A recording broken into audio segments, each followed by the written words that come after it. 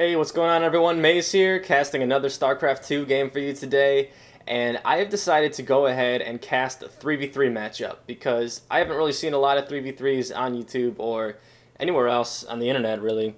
So here we are with the 3v3, and we are in Arakan Citadel. It is the only map that Blizzard has made for 3v3 at the moment. So if you are thinking about doing 3v3, either quick match or with your buddies or whatnot, try to study this map and see what kind of strategies you can come up with. In a little bit, I'll kind of show you the map and what it looks like so you can begin to start seeing what kind of things you might be able to do with this map. Another cool thing about the quick match 3v3 feature is that I was able to join here with me and a friend, me and Hideki, and we were really in a 3v3 mood, but we didn't have a third, so we just decided to see if it would work if we just decided to queue for a 3v3, and it did. So it's just me and Hideki and this random guy here, Inf. So I thought that was kind of cool because in any other Blizzard game, we wouldn't have been able to do that. So I kind of like that new feature that you are able to just join in a 3v3 or even a 4v4 with a friend or two. And so yeah, I am telling Inf to rush.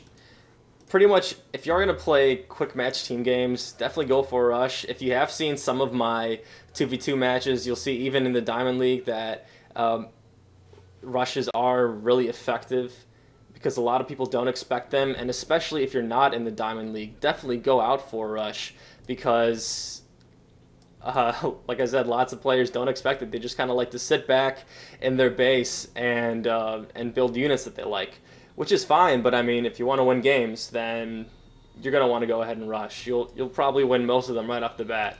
So that's my advice for you guys. You can get placed into good League 5-0 just by rushing. So yeah, definitely try to do that. Just tell your opponent to make whatever basic unit they have and go at it, and you'll probably win. So yeah, Hideki here blocking off my choke like a champ. I'm glad I have a Terran here to protect me a little bit. And I'm going my rush build here. I usually will chrono boost out 2 zealots as fast as I can. And this rush build is also kind of like a tech build, so it's actually my rush team build. So what I'll do is I'll just pump out 2 gateways and then make a cybernetics core and an assimilator pretty quick, so I'll be able to tech up right after my rush or even during my rush, depending how long it lasts. And what I found is that if I do chrono boost out, I can't say that word. If I do chrono boost out 2 zealots, I'm able to match whatever other Protoss is making zealots, even with a double gateway in the beginning. So it might be like 3 to 3.5 zealots. So he'll be a little bit ahead of me by that point. But early on, it's pretty much matched up if you use the chrono boost. But you do have the advantage because you were able to tech. So that's why I like this build a little bit. So we're moving against this position right now. We don't even know where we're fighting. It looks like 3 Terrans, and I think I saw a Ghost Academy there, so this guy's kind of rushing nukes. That's kind of cool. So this position, not really defended at all. He didn't make a Marine. I mean, it would have been nice to see at least one here, but even despite that, we just have a lot of units to deal with this. I mean, bunkers and supply depots are pretty weak, so we really wouldn't have had any trouble breaking through this position here. And Zealots kind of have some kind of odd pathing sometimes. Seem like they might be able to get somewhere, but they're not able to. This guy's got Reapers, so we're in a lot of trouble. He killed our only range unit, so these Reapers doing a good job staying on the high ground, shooting us with their pistols. We are able to take down a couple of Marines, so there goes one sliced, and these Zealots are trying to kill one more. But this kind of wasn't that great of an attack. We were able to kill a supply depot, a bunker, and able to see what they have, what they're making. So we know that they have Reapers and some Marines. But at the same time, it was bad because we pretty much lost our entire army. But decent exchange. They are up a little bit. He has Reapers, but since this map is so long, and I already have my Cybernetics core, I'm probably going to have I already have a Stalker out in place on my mineral field, so this guy's just waiting for those Reapers to come. And I'm glad he chose to take my side. So this guy's just going to maybe able to take out a Reaper. He's not going to be able to do all that much, maybe take out a probe or two. So yeah, he's going to be moving back and try to harass someone else. So yeah, like I said, right, this attack is just going to fizzle out. We're pretty much ready for it. I'll tell you a little bit about the map right here. So these Zelnaga watchtowers are absolutely clutch because at this map, this little area right here, I love this little area right here because it lets you proxy on this map for any time in the game. Sometimes I'll build a pylon up here, send up an observer, and I'll be able to just send in some units, like maybe some Dark Templar. Those are always fun. Or even a Nidus Worm, you can send them in here, and lots of people don't really check these areas.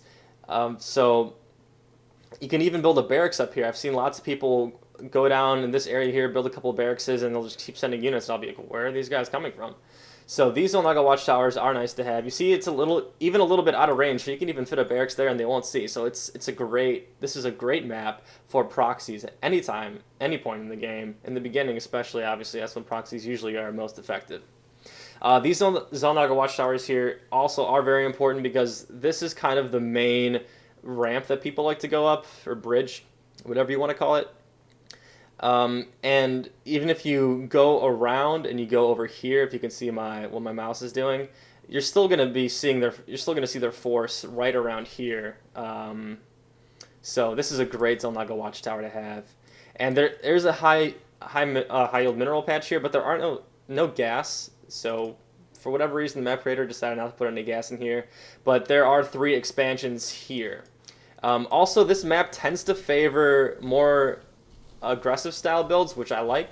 I like that it's not like Twilight Fortress or something where it encourages you to sit in your base and macro up. There only are 2 natural expansions here, and they're even covered by destructible rocks. So you really are forced to get units early and move out of your base. This map really encourages that. So you can't fast expand, and if you want to, you need to go all the way out here, which makes this area here is difficult to expand. Because if you look at this distance here, it leaves you really vulnerable. So it's a tricky map in that sense if you really want to macro an economy up. So it encourages rushing, which I like. So we're trying to move out early. This Terran here has got like a line of supply depots and his army kind of backing up here. And yeah, like I said, this guy's going nukes. That's really cool. I love doing that in StarCraft 1. And how effective that strategy was in StarCraft 1 for me really depended on how good the player I was playing. So we'll see what this guy does. He's definitely building nukes. He's got some ghosts already, so this should be interesting. We are going to move up on this position here. This area is clutch for pylons as well. See what I'm doing right here? This is covered up. They can't see it through this bushel of grass here. So a great place to have a proxy pylon. This guy's got Banshees and Ghosts, pretty much the 2 worst units for my Immortals to be fighting, so I'm definitely backing him up. And there is a nuke coming on us. This could be really bad, but we decide to move back. At least me and Hideki do. We're in vents, we're able to talk pretty quick to each other. But Inf decides to reinforce the nuke position. That's great. So his Stalkers are going down. And we decide to back up because this guy does have Banshees, and we can't really deal with that right now. We just have scans. We don't have observers, so they did a decent job defending this position. Those nukes are kind of annoying to deal with, so we are just going to back up right now. This H-Fly guy doing a really good job so far of keeping pressure on us.